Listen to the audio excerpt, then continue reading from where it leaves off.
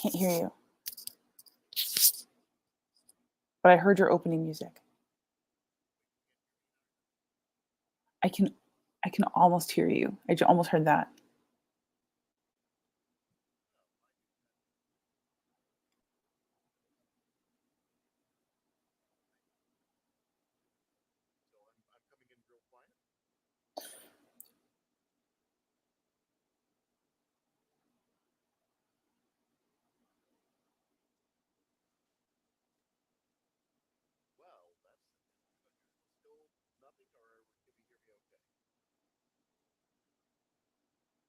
Can you hear me?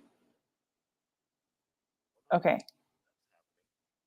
Shall I introduce the book while you troubleshoot? Yes, go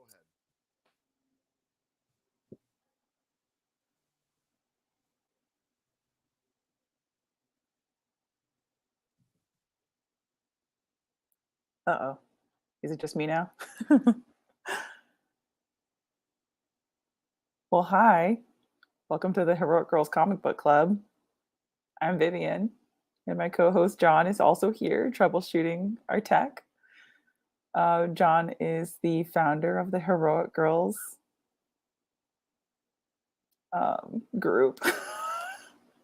And I'm his good friend, Vivian. I'm an animator and Imagineer. And this week in the Heroic Girls Book Club, we're talking about the Black Panther World of Wakanda book by Roxane Gay, Tanasi Coates, with art by Aletha Martinez, and also Afua Richardson, which I wish she was on the cover, but she's not. Can we hear me now? Is it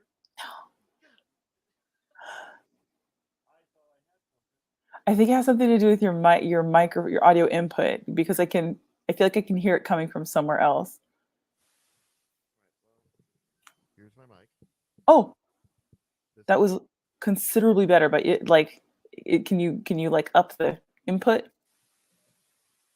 I've turned it all the way up, and normally I don't have to do that at all. Oh yeah, I'm hearing feedback, but Now, anything better? Yes? I can barely hear you. Fancy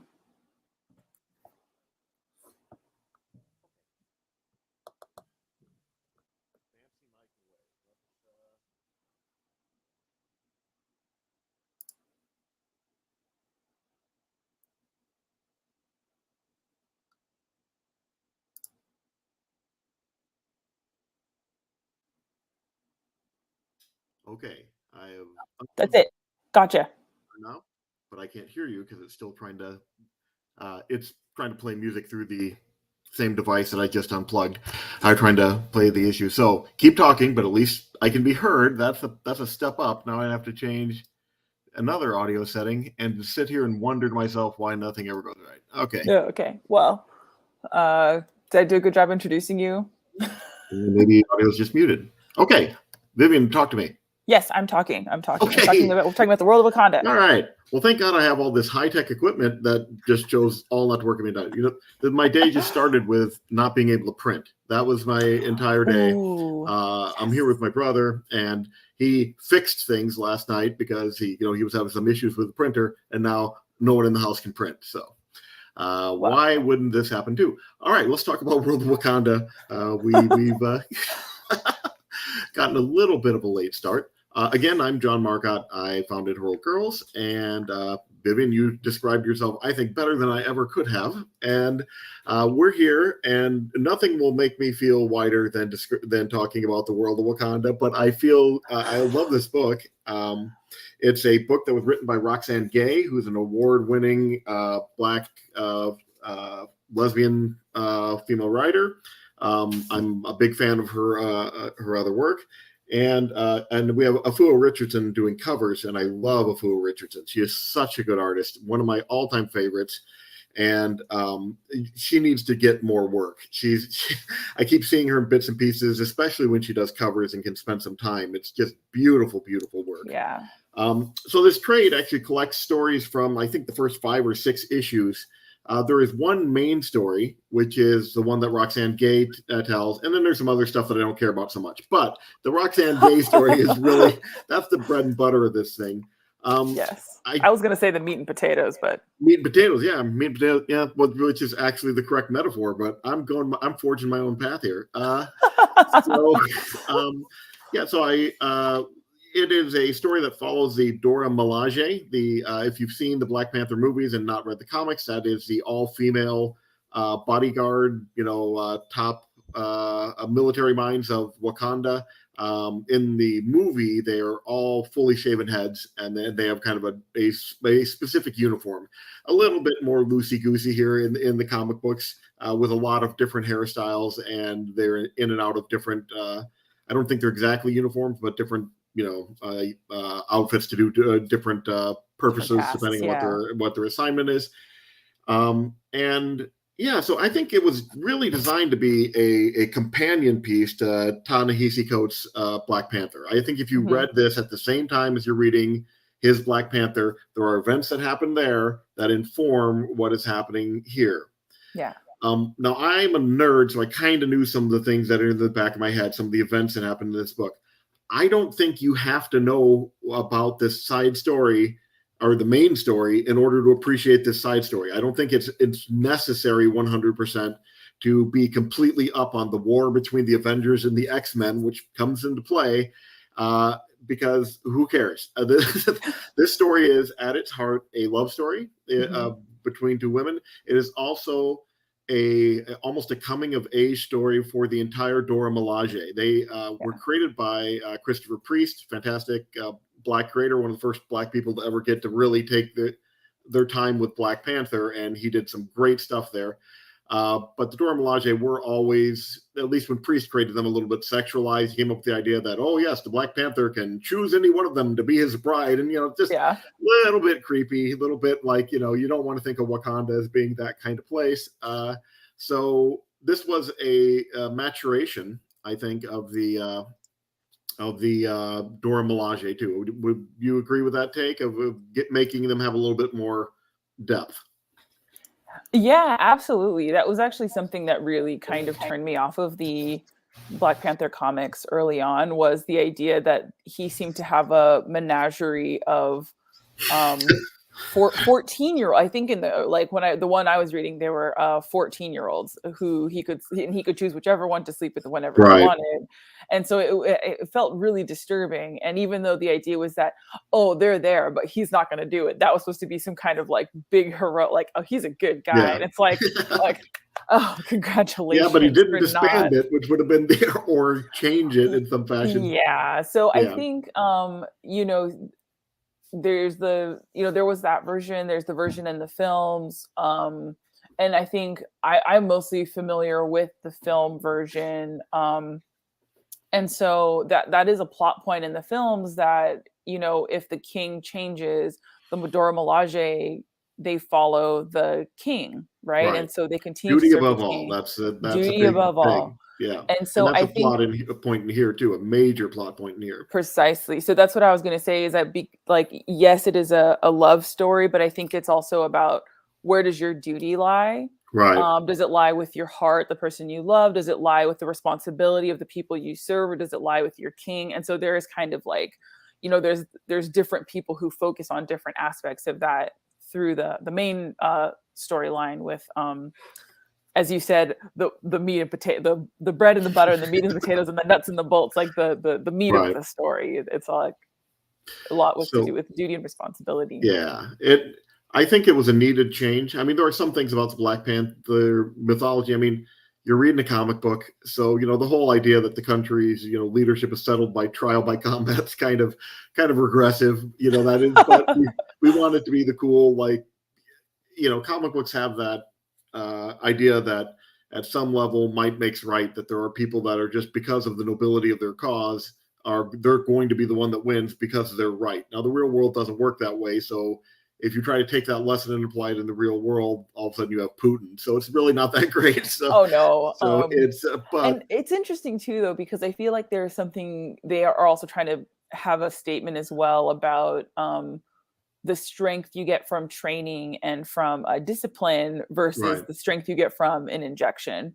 So, or something that's inorganic, in kind of the within the metaphor of Captain America. It's going to enhance everything inside you, including the bad things, when you Right. kind of use some kind of Yeah. a serum I or think, there's nanotech. probably a good analogy there. I mean, Mm-hmm. the Black Panther's origins are really closely mirror Captain America's, at least in the Mm-hmm. idea that you take this substance, which it makes you more of what you already were, and makes you a Yeah. better version of what you already were, or a worse version, depending on which way you Yeah. kind of lean. So, yeah, I think that there's definitely something, and in different. When they redid the Marvel Universe doing the Ultimates universe, which was kind of a retelling of that, they tied every single thing on the planet to Captain America. Everything was Captain America. Hulk was created because they were trying to recreate Captain America's super soldier serum. Mutants happened because they gave Logan a blood transfusion from Captain America when he was, and then it changed him in some way, and he was contagious, and he went around the world spreading this. That's where mutants came from. Yeah, they decided that Oscorp was trying to recreate the Captain America serum, and they were experimenting with spiders, and it bit Spider-Man. It was all based on one incident. So they decided to tie everything almost completely together. And I think they came with Captain America with Black Panther at some point, and I'm betting that they managed to come up with some dumb way that Some was reason. also tied to Captain America. It was, it was I dipped into the Ultimates universe mainly through Spider-Man because I love Yeah. Teenage Peter Parker, and then when bad things happen to Teenage Peter Parker in the Ultimates universe, I love Teenage Miles Morales. Teenage Yeah. superheroes are like the best thing ever, and at least when they're like that, and Yeah. so yeah, so. Anyway, though, okay, we've digressed. We're not talking about World of Wakanda anymore. Yeah, so I think it really helps flesh out Black Panther's world, because I'm sure if you Yeah. read the Black Panther story concurrently with this, everything he was doing seemed very logical and what had to happen and everything else. But to the people of Wakanda, and specifically to the Yeah. Dora Milaje, in the book, Namor, the Submariner, Mm-hmm. who a lot of people think of as a superhero, but it just depends on what day of the week you hit him on, because he has been both. He has been both an enemy and a hero. He was created back in the 40s. He was one of the first Marvel superheroes. He was part of the Invaders. He fought the Nazis with Captain America and the Human Torch, the original Human Torch. And then they kind of, all the superheroes died off. He got mothballed along with Captain America, and then got brought up back in the 60s. And he was a villain for the Fantastic Four for a while because he kept kidnapping Sue Storm to make her his bride. Yay. Yeah, and even though she's really the most badass one of the Fantastic Four, that just worked, and the guys had to rescue her a bunch of times. And then he joined the Avengers. He's just been all over the map. And then at some point they decided he's actually a mutant. That's why he's living so long and is so strong and is a different color than the other Atlanteans. So he has joined the X-Men. So he's all over the place. So there's a war between the Avengers and the X-Men, and as a product of that war, Namor flooded Wakanda through a mechanism that I can only begin to dream of, since Wakanda, as far as I can remember, is completely landlocked. but he brought the ocean in there and caused incredible devastation. I mean, this is a genocidal attack, basically. And the Dora Milaje were out there, ferrying the dead bodies away at the end of it. Yeah. And then T'Challa, Black Panther, they're his personal bodyguard, and they find out that he is having secret meetings with Namor, the man who did this, to broker some sort of peace or to make him an ally against some other thing. And again, you probably, in order to fully understand what's happening there, you probably have to be reading Black Panther. But we don't need that. We're following these people, and from the point of view of the Dora Milaje, this is just a complete and ultimate portrayal. This is a man who didn't just kill a couple people or something like that, or was in a clean fight. He had killed civilians, and just hundreds of thousands of them. And this was just absolutely unacceptable. In For my comic own book land, this stuff curiosity, happens, and we literally sweep it under the rug and we forget about it in a little bit. But when you really take apart what Namor did there, that's a virtually unforgivable action. He should just be a war criminal the rest of his life. So And that's the way the Dora Milaje certainly see it. And when T'Challa doesn't seem to be going along with that plan, there is a break, which is incredibly significant. The way that the organization's always been described is they are just the right arm of the Black Panther. They do what the Black Panther wants them to. That is their duty, their job is to the king, is to the Black Panther. And for them to say, we represent Wakanda instead, not just Black Panther. When Black Panther is not doing things that we think is in the best interest of Wakanda, we're not going to necessarily go along with it. Was extremely significant and a great development for these as characters, because they've always been presented either as hypersexualized under Christopher Priest, or although he was mainly there to make the white guy nervous. I can't remember what the white guy's name is, but Martin, what's his face from The Office, played him in the movie. Martin Freeman. Yeah, he played him in the movie.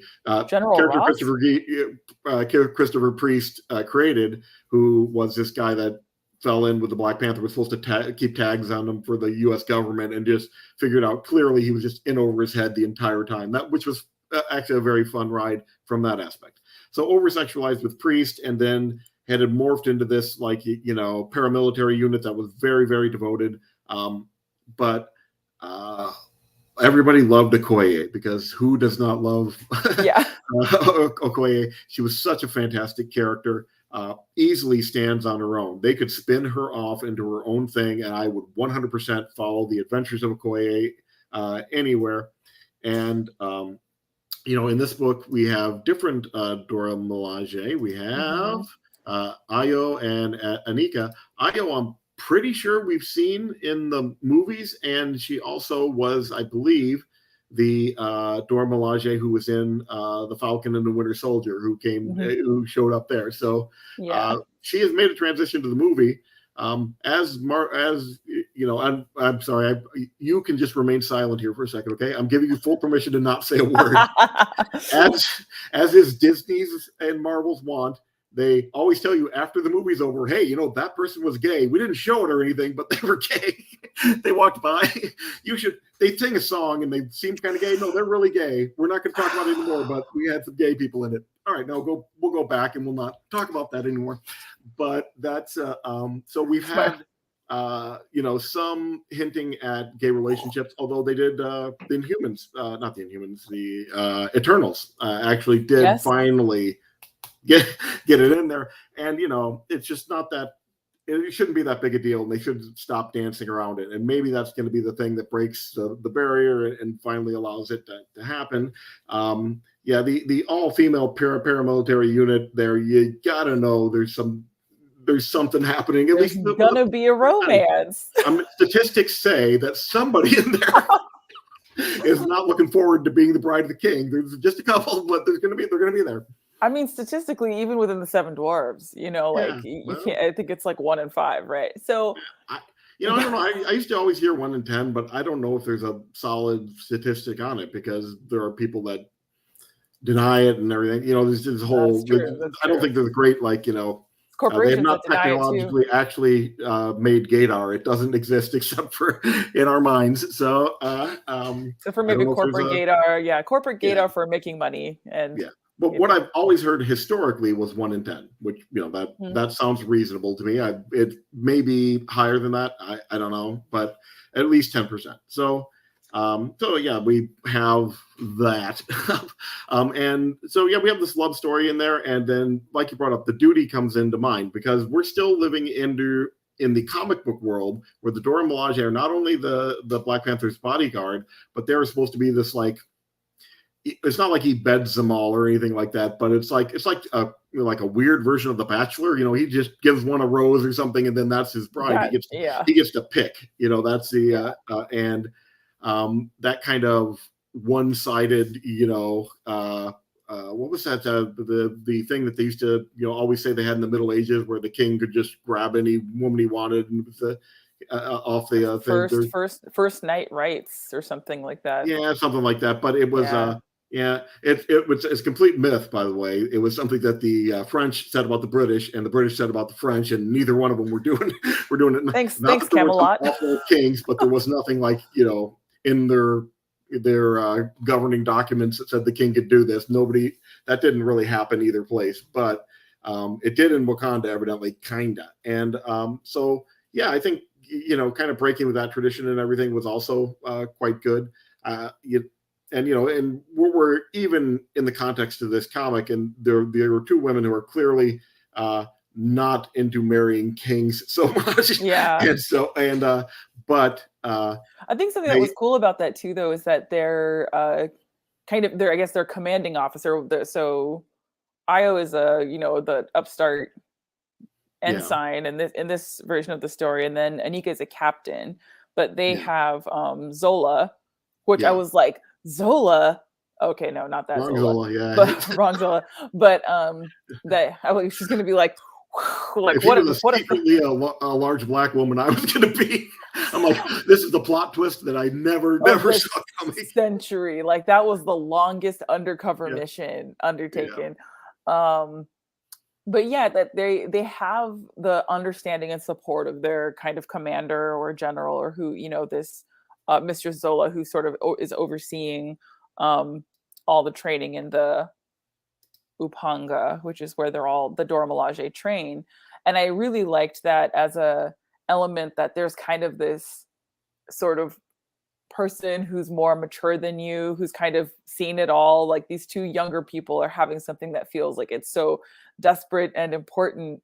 But then there's this older person who's saying, like, oh yeah, I can tell you're in love. I can tell that, yeah. you're gay and you have no interest in kings. Like, I can tell that she has more of your focus than anybody else. Like every step of the way, she's Right, kind of calling out Captain Aneka, because Captain Aneka is the one who's like, no, like trying to hold everything at bay and kind of stick with tradition. And she's got this commander who's just right, kind of walking her through it. Like, I can see what you're going through, and it's right. and then not vilifying what she's feeling or trying to No, control not at what she's all. There was feeling. no. The issue was not that the love was homosexual. The issue was that they're supposed to be for the king. That was more the issue of if there is one at all. And Yeah. we are heavily hinted, and the women seem to know that T'Challa is not going to force himself on anybody that doesn't want to be there. So Yeah. it's not like they were. But it was just the idea that they were there. Captain Ayika, is that right?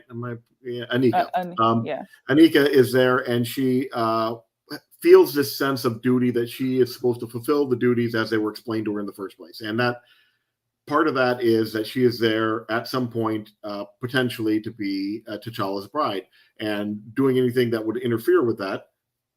It feels like a betrayal to her, a betrayal of her duty. So she doesn't want Yeah. to And it engage almost in the seemed, relationship because of it.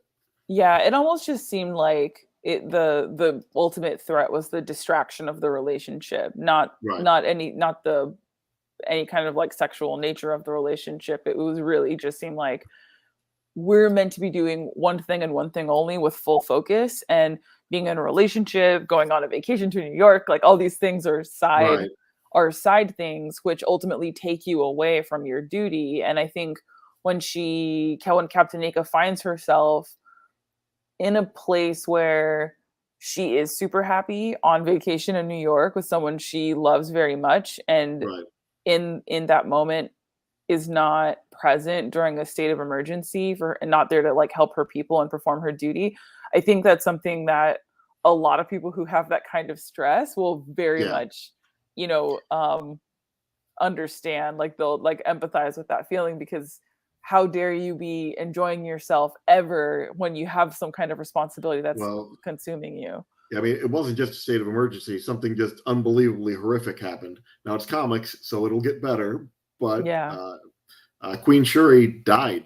Shuri was Yeah. killed while they were, and no one, if they were there, they couldn't have stopped it. It's just there's Right. nothing they could have done. But the sense of guilt that Aneka feels, she's always felt this. If I or pursue a relationship for myself that is not selfless in nature, is not giving myself to duty to the country, then that's somehow wrong. And the second she kind of acts on that a little bit, where she goes on vacation, which is authorized and everything else, and then Yeah. something bad happens, that to her proves she was right, that that Exactly. they should not never have done that. Yeah. So yeah, And I it was. definitely I consider Captain Anika to be the main character, because I feel like we see a lot of her um lot of her doubts, and I think we just kind of see more of her emotional struggle. And for Ayo, she doesn't really change that much, right? Like, she knows what she wants. She Yeah. wants her hot captain. She's good at fighting. She knows she's good at fighting. Like, I think there's maybe like 2 times where we get a thought bubble from Ayo where it's like, oh, like, she thinks I'm beautiful. Like, you know, Right. so she kind of has these moments like that. But most of the time, I think we get Ayo from the beginning, but Yeah. it's Captain Aneka who has to go through this Anika has the emotional. arc. She She has has the the character arc. arc. Yeah. She starts in one place and ends up in another place. And I think you're essentially right. Io starts in one place and pretty much still there when at the end of it, but she Yeah, finally got she Anika got her coming in. girl. Right? Yeah. She was rebellious against authority from the beginning. And so at the end, when the Mhm. Dora Milaje have made a break, and they've even made a bigger break from the Dora Milaje, Yeah. that's not a big deal. And but for Anika, that is a huge thing. When you look at where Yeah. she is and her sense of duty from the beginning of it, to not only follow the Dora Milaje themselves when they broke with the Black Panther, but to Yeah. eventually just say, I can't believe in the entire Wakandan justice system because they have imprisoned Anika at this point. Anika went to a village where they were reporting that the tribal chieftain was imprisoning and raping girls. Turned out to be 100% true. And they got in a fight, and with the guy unwisely decided, hey, it's just a member of the Dora Milaje. I can probably take her, and that just never is a good idea. And yeah, so she killed him. Now it was a little bit unclear to me whether that was 100% necessary. I Because don't think it was. I yeah, think she executed him. I think she decided that that's where justice was, and part of this has come with the theme throughout that the Black Panther is not taking care of business at home, and that's Yes. why this has happened.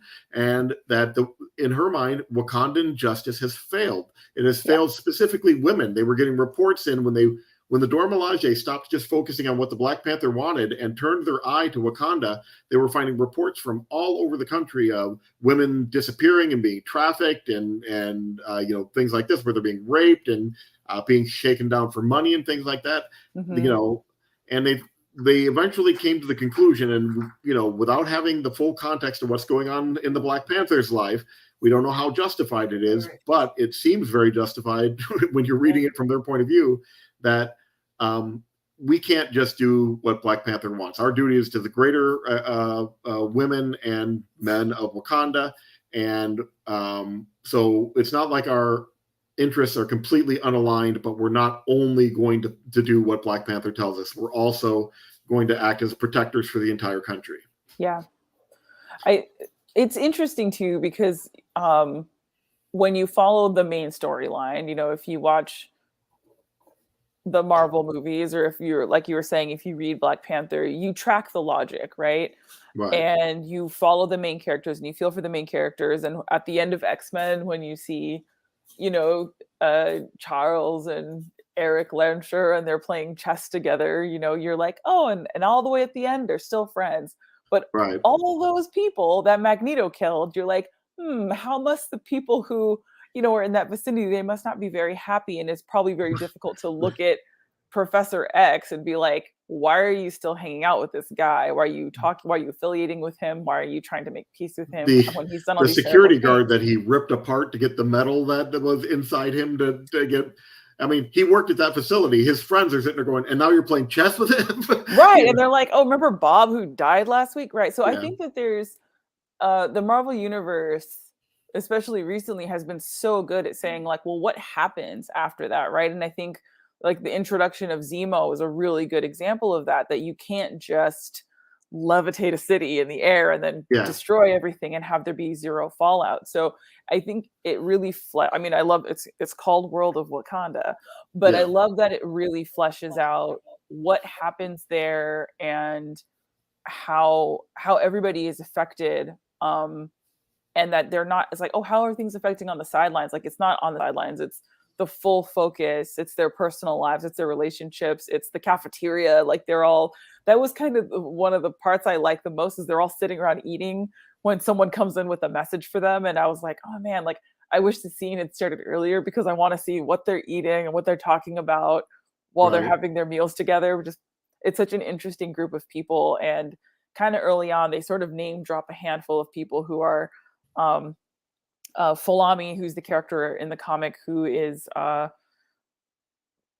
I think she starts out troubled, and then she's teetering on villainy, and then she tips over the edge. Right. Um, she sort of name drops a handful of people who are also doing nefarious things, and they are Dora Milaje, right? But they're trainees. They're Right. sneaking out at night to practice strategy so they can do it faster during the session, and they're, Yeah. maybe also taking some kind of performance enhancing powders or something to get stronger. So Yeah. I actually really wanted to know who those people were, and are those things allowed? Is it considered part of being resourceful? Because I was like, oh yeah, like Right. you can sneak out and practice Are driving. they I'm like, are they doing the James T. Kirk? The I changed the conditions of the test. exactly. So I was like, Who oh, knows? right. And then Um, I actually didn't like cue in on her being a villainous person until like way too late in the story. Like she was like being apologist for her father, and I was like, she's still gonna come around. And I yeah. was like, okay, wait, just kidding.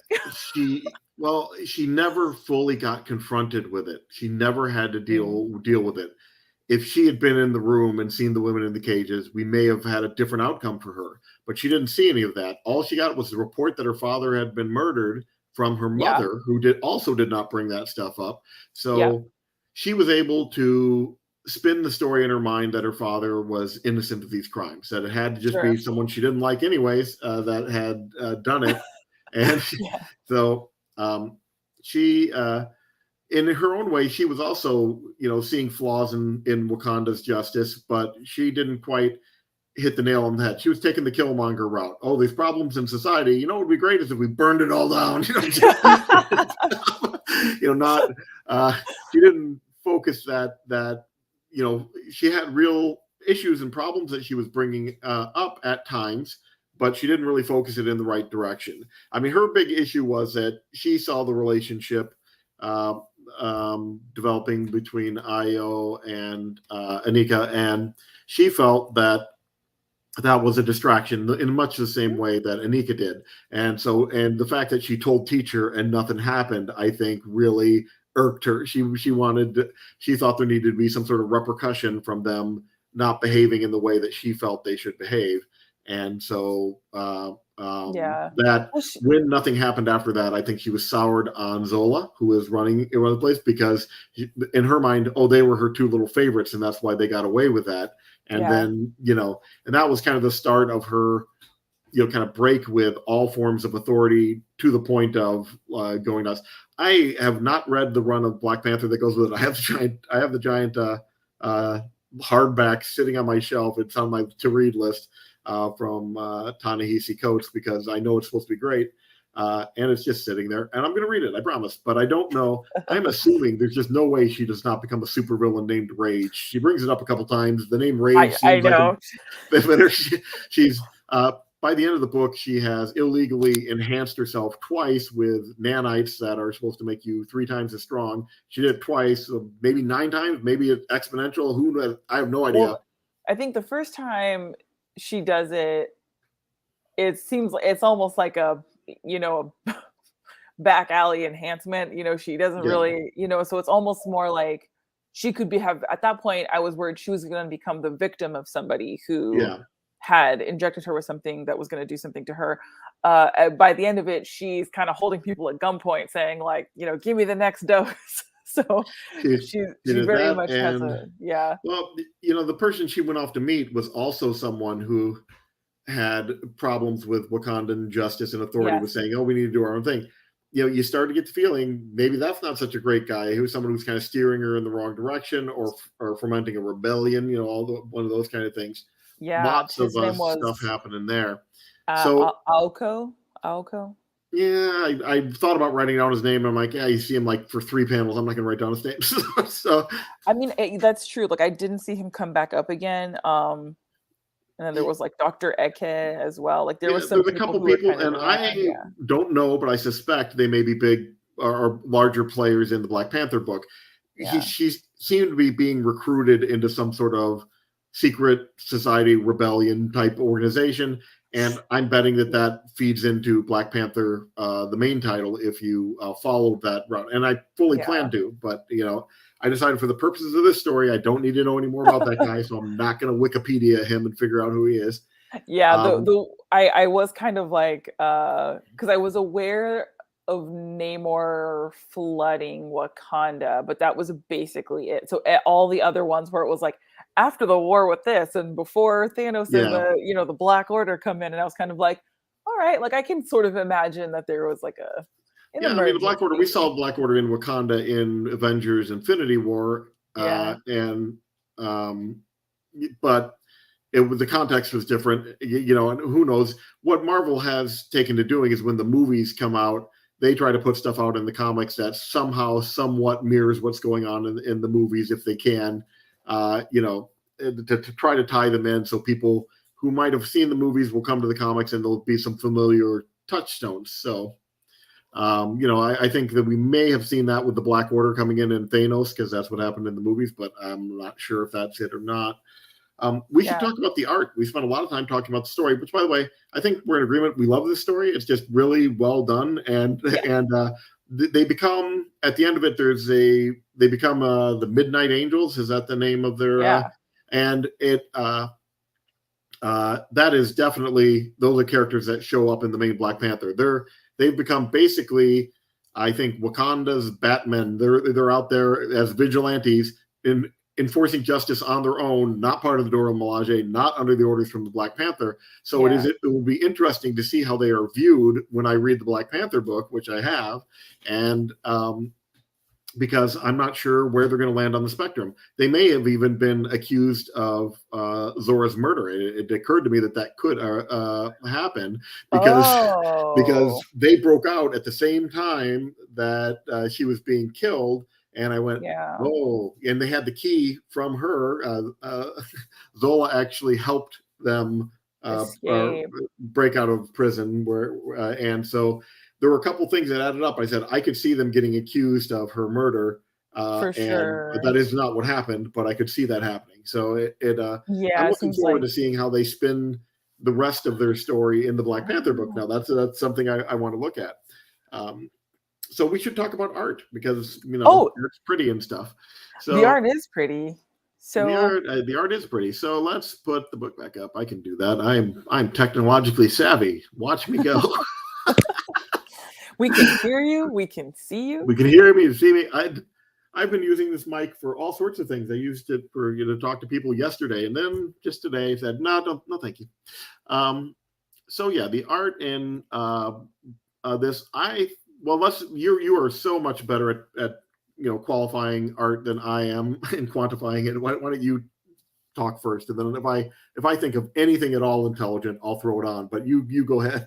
Sweet. Well, I mean, I think one of the coolest things in this is just the design of the characters. The what they choose to include for everybody Mm-hmm. as far as their facial tattoos, their hair. I love that Aletha E. Martinez, who's illustrating this, she really leans into so many different styles of natural hair wraps. Like there's different there, everybody has something different going on all the time. And then thanks to their very distinctive and like very lovely facial tattoos, you never get confused about who is No, who, even though they're changing so much. So I loved the variety and I loved how it ties back to culture, black hair, black skin.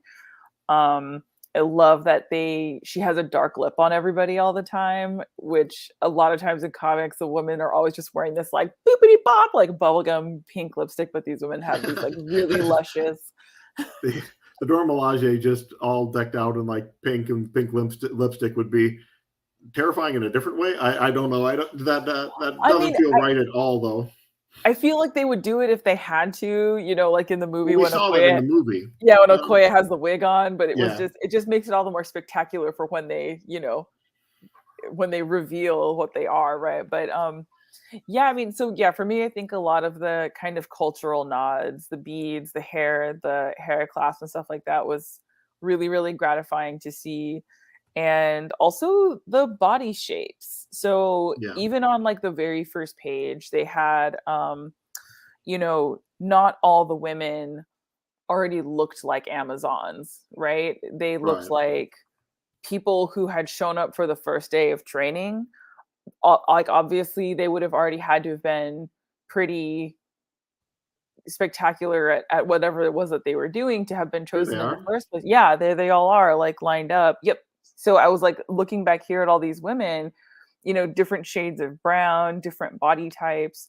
So yeah, and then like different representations of like the cultures within Africa, right? Because it's not just one tiny country, it's a gigantic continent, right? With a bazillion different cultures in it. So all these Right. different hair types and hairstyles, I was like, oh, that's what I love about, And it's mhm. yeah, because Wakanda has, you know, uh, especially, this is okay. Here's the white guy pontificating on this, but I'm gonna wade out into deep water and hopefully come back. But uh, uh, it has come to represent something I think special to the African diaspora, the Yeah. people who were scattered and who had their connections to their culture and their homelands forcibly severed. Hmm. Uh, you know, they know they're from Africa vaguely, but they don't know because that knowledge was removed from them, removed from Yeah. their families. So I think the ability to project onto Wakanda what you like is incredibly valuable in some cases. And that when you see the African diversity in the representation of Wakanda, I think that's really important. It much in the same way that I talk just in general. Oh, it's great that everybody can see themselves on the page. I think for Yeah. Wakanda, it's good that every African can see themselves in Wakanda. Every African American can. I think that's. Yeah. And I felt I patted my white self on the back because one of the like three things I wrote down about art was she did a good job of doing a bunch of African hairstyles. It's an issue that because we actually read Good Hair, a book specifically about this. I feel Yeah. like I'm sensitized to it. I would. She did a good job. Good for her. So, Yeah. I mean, like even if you watch something like Arcane, one of my students pointed this out to me. A character who had locks yeah, uh takes her hair out to brush it. And then when her hair is down, all of a sudden she has like completely yeah. different hair. Then it goes back into the lock. Like that's not how locks work, right? No, So, not really. I but yeah, watched I it, did mean, not notice, missed it completely. I liked it the though. I so to me, what Wakanda represents in that sort of way is like exactly what you're saying is the diaspora, and I think about what like the what like the context of what the United States is in terms of the world and how Right, when we go to the Olympics, the Olympic team for the United States can basically look like anybody who landed there, right? right. And that to me Whether is they an wanted to or not, but yes. yeah, Yeah, and to me that's like an ideal, right? Like we right. should have Nathan Chen's representing the Yeah, United States. And so to me, I like to think of Wakanda as like a tiny United States within yeah. um within the continent of Africa because it should be a little bit of everybody from around and then but then like with the flair of isolation, right? Like Right. that's it's the same like without all the awful baggage. Yeah, Um yeah. that's kind of how when I was seeing it and understanding it, I was like, wow, like that makes it so special. So when you see all the different costumes Right, represented, just like in a spread all together, that they're all there at this one place at the Upanga to start training, they bring everything with them from their own background. So, and they all right. seem to be like, Fulami, who is our kind of villain character, she's the Yep. daughter of a chief. That's Um, that's what the Dora Milaje are, I believe. It's supposed to be the daughters of chiefs from around the country who right. are, the best and the brightest are then shipped off to become the Dora Milaje, I believe. Right. So there's an extra layer of kind of elitism within them, I guess, and aside from being like super fit, super smart, great at fighting, Right. strategy, they're also like, oh, we're also born into, high ranking things. But like, um, yeah, sorry, that was like a total sidebar. And I do definitely think that there's, from what I've seen on Twitter, like there's definitely people who are African Americans, actually knowing from whence in Africa they came from, saying like, Right. why did you mush everything together? It's, Yeah. it's offensive, right? And I think for those of us who don't know from whence we can, like, I think the furthest back our family can trace ourselves is like coming through slavery through New Orleans, and I don't think we can get any further back than that, right? Yeah. So there's like exactly what you're saying. There's a comfort just to knowing that, like, oh, maybe in this like fictional world, you could say, oh, you could be from any of these places. It's all Right. Yeah. available to you, and Yeah. It's it a fits utopic together with like, ideal of what right, Africa could have been without European involvement. I mean, that's it, yeah, and um, and like I said, I think it probably resonates deeper with African Americans than it does with Africans who, yeah, who already they know who they are and where they're from. I think people in America, African Americans, often, not always, but often don't have that luxury, and yep. so that's I don't think I came up with this. I'm pretty sure I read it somewhere where someone smarter and with more melanin than I wrote it. I'm just regurgitating it here for you. The thing is, if you Beautifully know, it explained washes onto over you. you when you take in the content. Like, Yeah, you can't not see it. It's there on the yeah, page for you because if you're hungry for those kinds of stories, like, it's there on the page for you.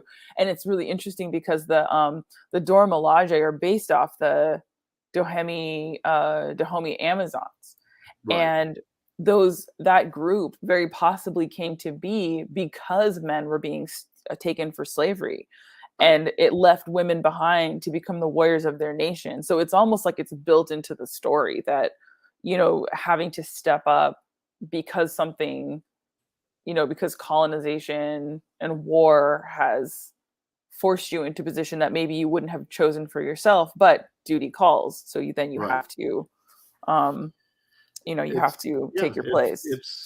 but I thought they did a great job with it. It was just I don't know, so Yeah. well handled, and this is what Black Panther, what Marvel Comics in general, what pop culture, and a lot of these stories and things were created in problematic ways. They were often created by white guys, Hmm. and then it's interesting to see, like, Black Panther was created by three Jewish men. That's Yeah. where Black Panther came from, and and they were trying, and I think they did pretty good. They did what they could. They created a genuine hero. Stan Lee, say what you want to about their issues he may have had and the fact that there wasn't enough black representation in Marvel itself, but when he created Black Panther, he legitimately made a hero. There was no like dilution. There was no him like deferring to Captain America all the time or something like that. He made him a king. He made him a strong leader, Yeah. and he was. Black Panther just from the get-go was a badass. He was really, really an impressive character, and as people and times changed at Marvel, the characters waxed and waned in popularity. But when you get good people on Black Panther, God, he reads so well. And Yeah. as time has passed, we've done better and better about people building on the foundation that was laid down of just strong African leader. Is not there to be Captain America's shield caddy or something like that. He's there because Yeah. he is every bit the equal of Captain America. He's been the leader of the Avengers. We've had him. He's proven himself again and again. And I think especially in more modern times, like say maybe the 90s forward, people have started going, oh, he's a king. He's not just a guy in a suit that shows up and hangs out with Tony. He's got a Yeah. nation back there. He's not even Captain America, who's just like represents an ideal. He has legitimate political and military power behind him that none of Yeah. the other Avengers do. Nobody. He's not going to take crud from anyone there. He's a head of state, not a millionaire playboy. He actually has a country. He has things to do, and when he doesn't do it, Right. then his retinue is not very happy about No, it. no, That's something else. Sorry, I had a note about the artwork. Something I was really impressed with was the balance between the action and everything else. Like, this could easily just devolve into like nonstop fighting, right, um, because of what you may expect from what is a military force, right? Of these right. elite warriors. But I loved how she framed the romantic scenes Mhm. and the communication between everybody, between the Queen and Zola, and Right. everything was so carefully done and so well paced. And then when action happens, it's like, wow, something really crazy. Someone gets stabbed in the eye, and then you go back to softness, Right. lounging in bed. And I feel like all those moments were captured perfectly. I was just thinking in the main story itself and in one of the side stories, Yeah. not there was one minor side story which really meant nothing by itself. I think you have to be reading Black Panther for it to mean a thing. Is that the white tiger? Yeah, the White Tiger one. I And that was, I'm like, yeah, I'm just like, and I'm like, okay, cool. I'd read more about this guy. I have no idea what's going on right now, I though. had no idea what's happening. But from all the rest of the book, I don't think there's a man in the book whose opinion is that important, except for perhaps T'Challa, and we don't get inside his head at all, at all.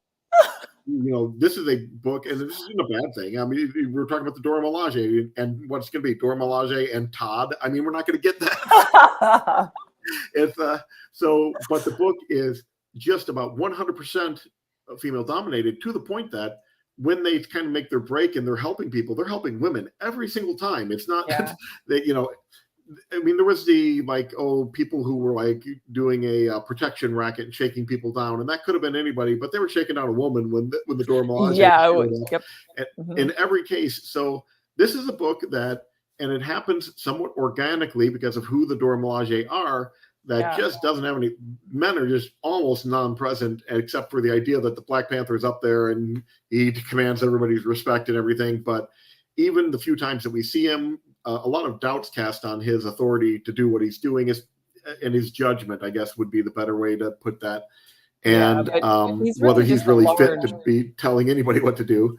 And so it's and it should have been obvious from the subject matter and everything, but it just kind of struck me when we were talking. Went, yeah, I don't think there's a dude in this thing that we care about at all. Not a single bit. And that's not a bad thing. And it's not forced. It's just what happened. And I like that. Yeah. Anyway, and so that's my thoughts on that. I did want to mention Afua's art on. Let me see if I can bring that up, because she does pretty stuff, and I really like her. I've actually, some of the other stuff she did for like Lovecraft Country and others is even better. She's such an incredible artist. It's so gifted. I love what she did here. I love some of the other things she's done even more. If you see a book with Afua Richardson doing the art, just pick it up. And she's always incredibly talented.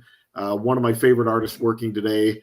And I look back at her output, and there hasn't been a ton of it. I just love everything she's touching. So if you can find her on the shelf, you will do far worse than picking up an Afua Richardson book at any given time. Good. Oh, did she draw the People for the People one as well?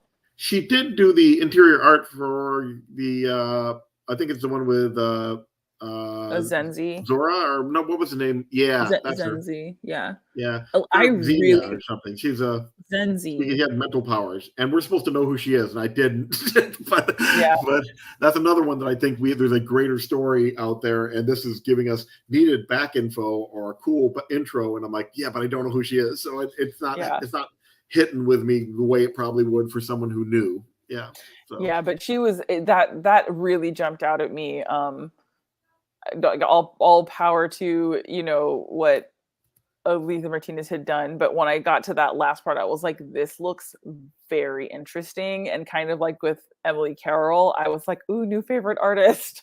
Because I loved the covers. They were so cool. But once I saw it moving and the line work that she had done and the greens, I was like, oh my god, this is and she's very fulfilling to look she's an incredibly gifted artist, and one of my favorites working right now. And here's some of the stuff she did for that story.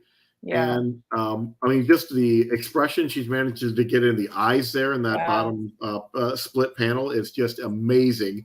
That there is a pissed off woman. She is expressing it all through eye placement, eyebrows, mouth. Everything that you see there says, I do not want to F with her. I do. She's on a mission, and I'm going to get out of the way. It's incredible. She's like I Just said, such she is interesting. one Yeah, of my like if you favorite. go And like one page forward, yep, hold on. like look at the shadows in the background, like because she just has such an interesting line, and Yeah, it like the brushes that she's using, and yeah, I loved looking at yeah, these. she's choosing her hills to die on. I mean, she did this Yeah, great wide kind of landscape panel at the top of the page, but then at the bottom, when she's doing some character stuff, she puts the camera low so she doesn't have to, and we don't have anything distracting behind the two characters. It's just this like purple African sky behind her. Either at I can't remember if this is at sunset or sunrise, but you get that kind of idea. yeah, She like you pick your battles when you're doing a monthly comic book. The time crunch is more than most people could. I don't understand how more of these comic artists don't just burn out. Burn out. It is the writers have such an easy job comparatively. Writing yeah, is difficult, and it's a skill and everything else. But if I was asked to write a comic book script, I could probably bang one out in a day. And most people are lucky if they can get a page a day done in illustration. And when the comic book is 32 pages, now you do the math on the number of months. It can be just a backbreaking yeah, exercise. Really tough. So, but anyways, yeah, I love I love her art. And she was going. I asked her to be on one of my panels at SDCC this year, and she's not going. But oh. here's what I can tell you. What I can tell you, and I think is important to remember this. I talked to Afua Richardson. I'm not saying we're friends or anything, but I could get a hold of her if I need to. And yeah, I talked to Sounds like her. you guys are best friends. Yeah, we're best friends. We were going to go matching outfits, the whole thing, and now it's ruined. But it is what it is. But Unbelievable. yeah, I'm hoping that at some point that we will get to do something cool with Heroic Girls and Afua, because she is, I don't know, she's just. I saw her, it was like Artist Alley stuff. I was finding pictures of her that people were sharing for artwork that people were sharing online before she'd done any major studio work for anybody. And I was just like, who is this woman? She is so good. And then eventually she started cropping up in books that I recognized and in bigger projects. And I went, wow, Yeah. she is definitely a talent to keep your eye on. Which one? Yeah, I could try to find that and I won't, but oh, there's a cool cover. Yeah. I mean, they're all just like, Yeah. She and again, it's especially with cover work when she's not telling the story, it's interesting to see she's trying to boil down some essence, some moment in the story and get the idea across. yeah. And the moments that she picks, the way she poses characters and things like that is just phenomenal. She's a real talent. Love her. Can't say anything about her. I like kind of Coates managed to get his name on the front of all of them. He was a consultant, but I think he's just telling them what's going on in Black Panther. I think Marvel knows he's a name, and he was probably helping sell the book or something, but I'm not sure. And I could be wrong. Maybe he was very collaborative on this. He could have been. He's a nice guy. I'm not accusing him of weaseling. And if anything, I thought maybe Marvel's trying to market the book more because they know he's a recognizable name, so they're making sure to put it on the cover. But I just didn't want to take anything away from Roxane Gay, who I know did the heavy lifting on the writing at any rate. Yeah. I mean, at least she's billed first. Yeah, that's true. No, she's not. Right there, Coates Gay. She's number 2. But, I'm looking at the like. Oh yeah, on the cover of the entire book, yes, I think she is. On the cover of the individual issues, she was not. So yeah. So well, then but maybe I that think they got points it to a right on larger the cover of the trade. responsibility. Ta-Nehisi Coates, his run on Black Panther was so well received that I think when they did this spin-off, they wanted to get his name on the cover to continue and forward that success. And it's a marketing decision. It's not. I don't think a slight was intended towards anybody. I think it was a way to try to ensure that the readership was as high as possible. I'm pretty sure the World of Wakanda was a limited series, perhaps by design, and perhaps because Roxane Gay does not want to be pinned down on something like that for a long-term project. So, but it was just really cool deep dive, and that can show you how you could do a book like this set in Wakanda and just not focus on Black Panther, Shuri, Yeah. Killmonger. You don't need any of them. There are these interesting side characters that, if you flesh them out a little bit, are fully worthy of carrying a title on their own, have interesting interpersonal lives. And I was not reading through this like going, oh, where's Black Panther? I'm bored. Not a bit. These are great characters, and they were handled with respect. And I think nothing but great things to say about this book. It's probably well worth reading before the next Black Panther movie comes out. I still don't know how they're going to handle it. I'm trying not to learn. I don't want all the speculation and everything. Yeah. But I mean, because of unfortunate events, the second Black Panther movie is not going to be what we thought. And the subtitle of that, Black Panther 2, is World of Wakanda. They've taken the name from here. Mm-hmm. There are all sorts of possibilities. Shuri has been Black Panther in the comics before. People are saying, oh, Killmonger wasn't really dead, and we'll bring him back, and he'll be like a different kind of Black Panther. I'm like, yeah, no, just let him be dead. Although I love Michael B. Jordan and things, and Okoye would make a great Black Panther. And I was thinking about it, and I went, all the Dora Milaje are actually supposed to be from royal lines. They're the daughters of village chieftains. Is that good enough? I don't know, but. I mean, I definitely want to see Okoye beat up M'Baku at the waterfall. I would. I just want to see more Okoye. It's a shame of how good. I'm going to mispronounce her name. Walking Dead, Danielle Mariah. And I have to see it in front of me, and then I can make a valid stab at her name. I just see it up there and go, yeah, I don't know how to. I'm going to check out halfway through reading this because I don't know how to say it. I haven't heard it said aloud enough. She's just a fantastic actress. Love her in Walking Dead. Loved her in the movies. And unfortunately, the movie was not about her, because I'm like, I could just follow her around this entire movie and I would not be upset. She's great. Yeah. And Letitia Wright was fantastic as Shuri. Just great. They have places though. They could even go M'Baku. Some people have suggested he would be the next logical person because, he came close to winning a fight with T'Challa in the first movie. I don't know. I love Winston Duke too. He was so funny in that movie. There are always those movies that make you recognize somebody's name. Either the movie, like you've seen the guy like 4 times or something before that, but then all of a sudden you go, "Who is that? I need to know who that is." Yeah. This was that movie for Winston Duke. I'd seen him in other things, but he was always like security guard 4 or something like that. Nothing that interesting. And he's very funny, but I just think he's. Black Panther has to be like agile and jumping around and doing flips and stuff. I just can't see him doing it. He's like, he could be. I think he totally could. He seems like he'd be one of those football players that could do ballet. He could be like light on his feet. I am curious to see how Marvel handles this in the MCU. Yeah. Like I said, there's a big, hard rumor that they're going to bring in the Namor storyline to bring Namor into the universe. It'll be really hard to rehabilitate him as a hero if the first thing he does is kill T'Challa. but that's a possibility, I guess. So yeah, it's gonna be really interesting. I was hoping for Letitia Wright. I really liked her. I thought she was the scene stealer in the first movie. Although in a movie full of scene stealers, I really enjoyed her performance. And I'm just going to ignore everything she ever said about vaccines. And we're just going to plow forward, and I'm going to have a good time. Not going to think about it. Just not going to consider any of that stuff. That never happens. I'm compartmentalizing like crazy here because I like her and I don't want her out of the films or to talk herself into a Gina Carrera Carino-sized corner. Like, okay, stop talking, Letitia. Stop talking. You can be Black Panther. Just stop talking. All right. So. We'll see what happens there. We should probably wrap this up and talk about next month. Sorry. I did not, we haven't talked about it, so I'm just going to spring something on you and see what you think. Ready? What do you got? Oh. I brought Paper Girls. I thought that with Cliff Chang and but it would be, I think, maybe even the 3rd Brian K. Vaughan book we've read. So, and it is by dudes. You got something else you want to suggest? Because I'm good with that too. Let's do Paper Girls. This will be fun.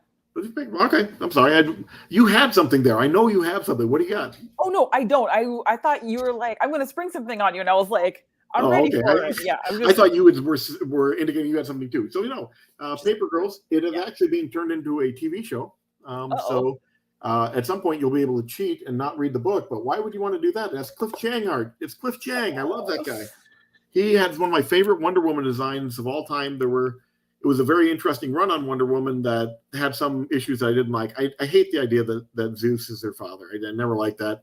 The whole point of Wonder Woman's original creation story is that it's like when people ask lesbians, who's the man in your relationship? It's like men aren't involved. That's the point. That was Wonder Woman's origin story, is that there's no men there. That was the point. She was created out of clay and just came to life magically because the queen really wished a daughter, and there are no men there. That was, and I just think it's in a weird way that Wonder Woman, that's what Wonder Woman represents. It's like the perfection of womanhood. And when you say she got all the juice from her dad, it just doesn't work as well for me. But it is what it is.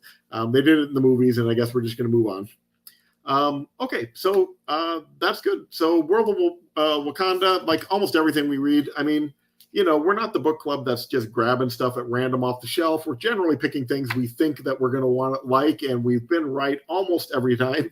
And this is a definite pickup. I mean, if you liked the movie at all, Black Panther at all, if you liked the Dora Milaje in this, you are going to like this book.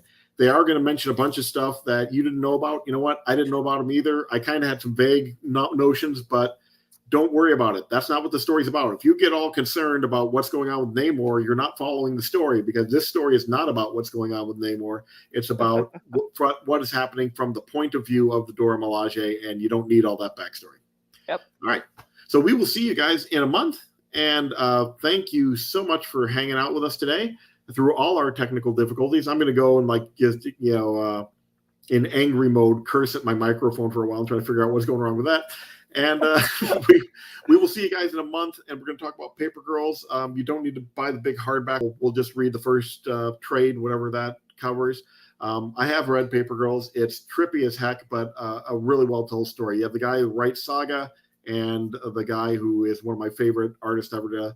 He's a good designer artist. He's one of those guys that just has that keen sense of design, like David Aja and Hawkeye. Same type of vibe. Love this guy. Cliff Chang, one of my favorites. So we will see you in a month. We'll have a great artist, great book, a great writer, and we'll see you then. Bye, guys. Bye.